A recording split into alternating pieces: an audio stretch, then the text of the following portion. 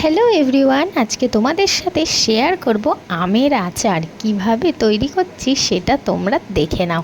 এখানে প্রথমে ভাজা মশলাটা রেডি করা হচ্ছে, দেখে নাও কী কী দিচ্ছি। তোমরাও এইভাবে একবার ট্রাই করে দেখবে, মানে আমার মা যেইভাবে আমের আচার বানায় সেটাই তোমাদের সাথে শেয়ার করছি। আর কার কার আমের আচার খেতে ভালো লাগে অবশ্যই কিন্তু বলবে।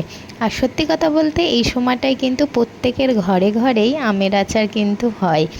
আর আমারও কিন্তু এই আমের আচার খেতে খুবই ভালো লাগে। তোমরা কে কে খাও সেটাও কিন্তু বলবে। দেখো কড়াইয়ে সম্বার দিয়ে আমগুলো ভালো করে দিয়ে দেওয়া হচ্ছে। এরপর একটু ভালো করে নাড়াচাড়া করে নেবো। আর দেখো কত পরিমাণে আম কাটা হয়েছে, প্রচুর কিন্তু আম কাটা হয়েছে। আর এরপর দিয়ে হচ্ছে লবণ, হলুদ পরিমাণ মতন সব দিয়ে দিলাম। তোমরাও কিন্তু এটা দেখে দেখে যারা আচার করতে পারো না তারাও কিন্তু শিখে যেতে পারবে। এমনভাবে আমি রেসিপিটা তৈরি করেছি, সেটাই তোমাদের সাথে শেয়ার করলাম। দেখো এরপর ভালো করে নাড়াচাড়া করে নিচ্ছি, তারপরে হচ্ছে গুড় দিয়ে দিচ্ছি।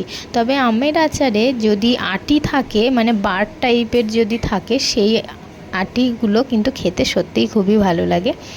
কারণ হচ্ছে আমের আচারে ছাবা ছাবা হলে সেটা চিবিয়ে চিবিয়ে খেতে কিন্তু বেশ ভালো লাগে। আমার তো ওটাই ভালো লাগে। তোমাদের কেমন আমের আচার খেতে ভালো লাগে অবশ্যই কিন্তু বলবে।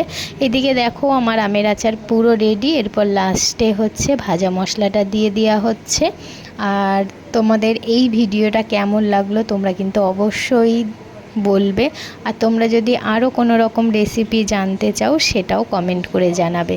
আর আমার চ্যানেলে তোমরা যদি নতুন হয়ে থাকো অবশ্যই চ্যানেলটা সাবস্ক্রাইব করে পাশে থেকো। টাটা বন্ধুরা।